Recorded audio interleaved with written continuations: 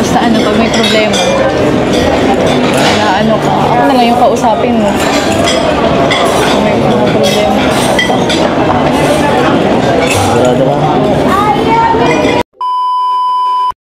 Hi guys! Once again, welcome back muli sa ating channel, Chloe TV.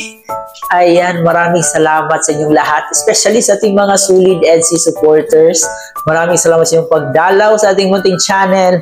So ngayon, hindi magiging kumpleto ang araw natin kung hindi natin mabibigyan ng reaction video ang part 65. So dito nga po guys, marami ang napaluha sa ating EDSI, especially sa mga binitawang salita dito ni Biancy. Sobrang napaka-sincere ng pag-comport ni Biancy dito kay Edo. So marami talagang pinaluha and marami sa ating mga solid EDSI supporters na naiyak din po sila.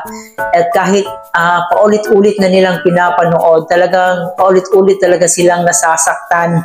At pati rin sila ay naiyak din po sa kalagayan na pambabash ngayon sa ating EDSI, especially dito kay Papa Eds, no? Talagang grabe yung bashing na natanggap nila ngayon. So yun, parang naging emotional si Papa Edo dahil dito, kaya hindi niya napigilan yung sarili niya na hindi maiyak. Pero kahit ganun pa man, nananatili pa rin matatag si Papa Eds. Siyempre, masaya pa rin po si Papa Eds kasi nandito yung Bibi Biancy niya na handang umalalay at sumuporta. Kitang-kita mo talaga na sobrang emotional yung mga tinginan nilang dalawa, no? Parang nasasaktan talaga si Kalingap Edo sa mga nangyayari.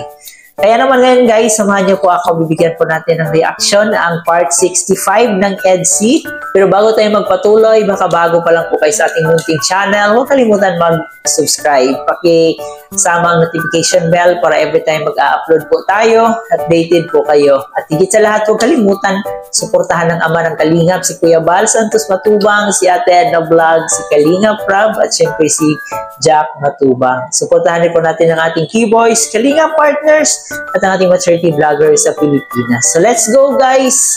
Samahan niyo akong maiyak muli dito sa part 65 ng EDSI. Kamusta? Kamusta? Parang di nagkita kagabi. Okay. Ano yung nangyari kagabi? Ha? Ano, yun na nga. Kaya kita rin nakamusta dahil dun sa nangyari kagabi. Wala naman yun. Okay lang naman ako. Wala na akong ginawang mali. Sa akin, sa akin na naman, parang okay lang kung basin ako. At least, sa akin lang, wala naman akong ano eh. Hindi yun okay. Hindi yun okay. Ibang ano lang. Gano'n lang ako. Lalo na kung ano, wala ka naman ginagawang mali. Tumabas lang ako. Kasama ang kaibigan. Sensya ka na. Kung nadadamay ka pa sa mga ginagawa ko. Nadadamay.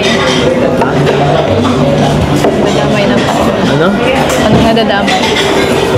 Siyempre, partner kita eh. Lahat ng galaw ko, siyempre, konektado yun eh. Kung nadadamay ka sa mga ano. Hindi naman ata totoo yung ini-issue nila. Nasa kanila na yun, kung ano isipin nila.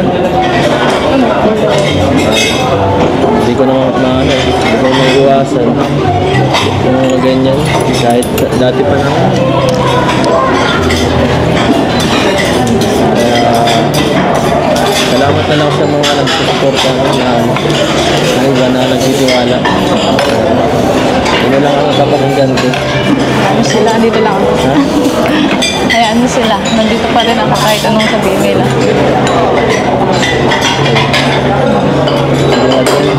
Sigurado ka? Oo. Salamat. Sa'yo na yan. Salamat ha.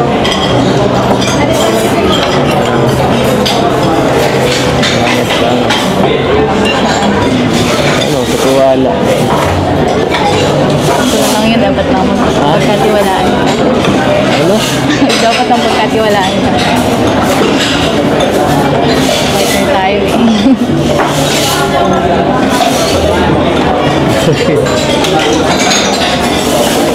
Naintindihan naman kita. Basta ano, pag may problema, na ano ka, ako na lang yung kausapin mo. Kung may mga problema.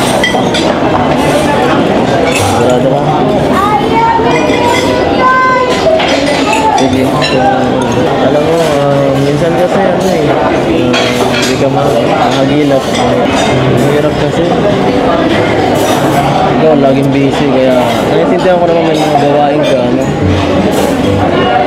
Okay lang din. Okay lang ka lang, pre. Basta ganun sa akin. Mag-adjust ka lang ako. Okay lang naman, naiintindihan ko naman.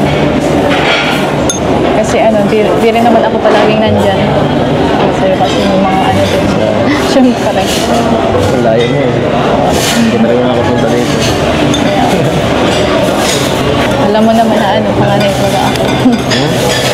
Oo Pag nga eh. nag-aasal. Tama ka, nasa iyo lahat ng halos responsibility ng pamilya mo eh. Salamat sa naiintindihan mo. Hindi ka nagduda. Pero okay lang naman kung selos ka kahit kunti. Naiintindihan ko naman. Thank you. Ituwala. Ayan.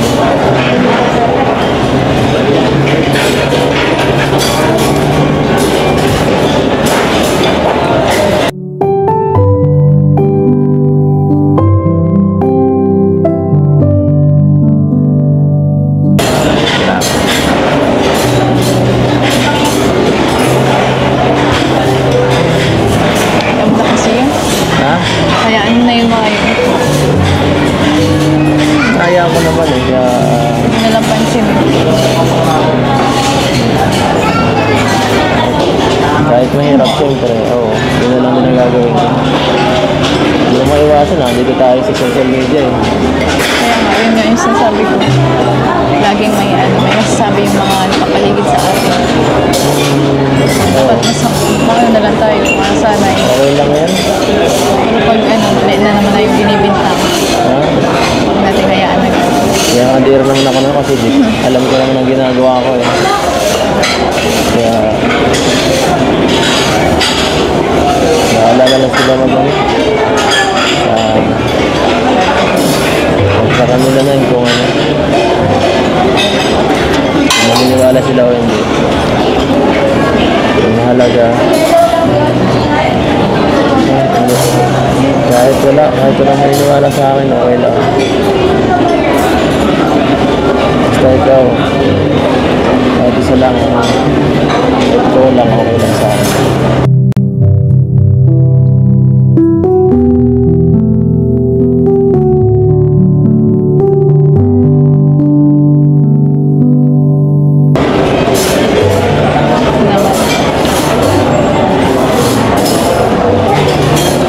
Kaya umiyak, umiyak ka.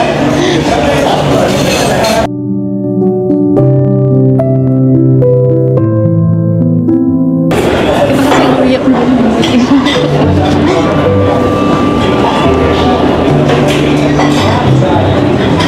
Nandito lang ako. Nandito lang ako palagi sa tabi. Ang dami na natin pinagdaanan. Ngayon pa ba sa suga?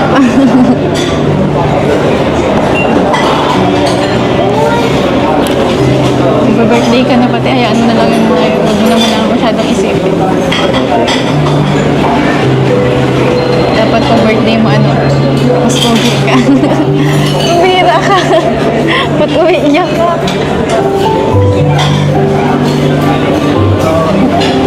Wala kayo. Tama na kasi.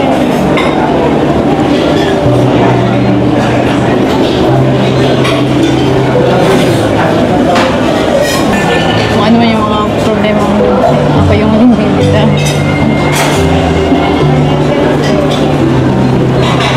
Pinaumiyak ko na. Pinaumiyak para parang bata. Ay, amo sila kung mas nakakilala sa'yo.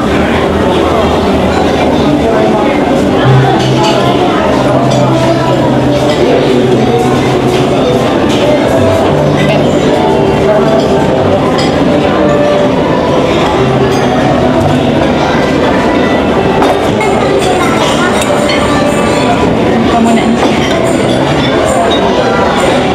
Tatapos din yan issue yan. Wala na lang.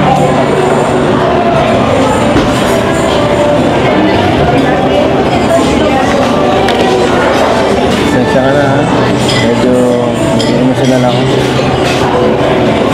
Ito lang, medyo di ko kinaya.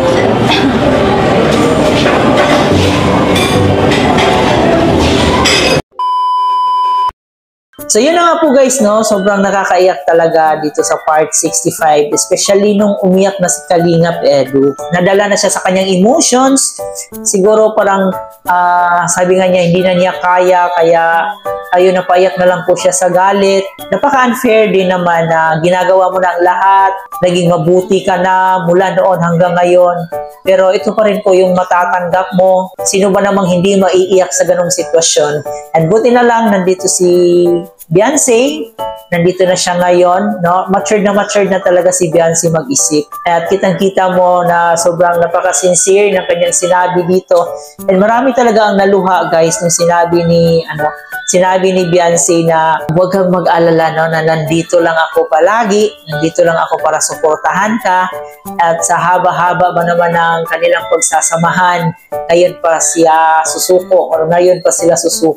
So marami talaga ang na-touch doon sa sinabi ni Beyonce na yon. Tama nga naman din po si Beyonce, ngayon pa ba sila susuko na sobrang ang dami na nilang pinagdaanan. Ang bashing is a part of pagsikat, part yan sa paglambo ng career mo as a vlogger. So dapat natin gawin dyan is i-embrace na lang po natin, pero wag po nating paniwalaan yung mga fake news na sinasabi nila. Ang importante, alam natin na tayong tunay na supporters ng EDSI, tunay na nakakaalam ng EDSI, so tayo po yung nakakaintindi sa kanila. So nakakalungkot lang isipin na sa kabila ng lahat, sa kabila ng kabutihan ni Kalingap Edu, ganito yung mangyayari sa kanilang dalawa.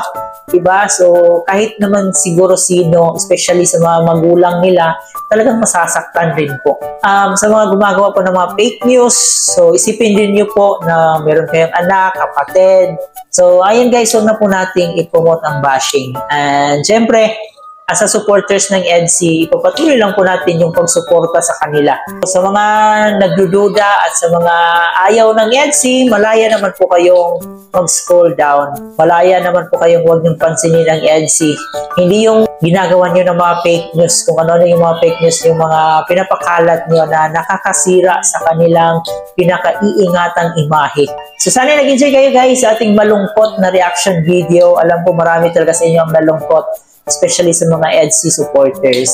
So, importante, nandito tayo as one Kalingap, one family. Suportahan ang bawat isa. Bago ko tapusin, huwag kalimutan mag-like and share sa ating video ngayon at pa-subscribe na rin. Muli po, ito nga po pala si Chloe TV. Thank you for watching, guys.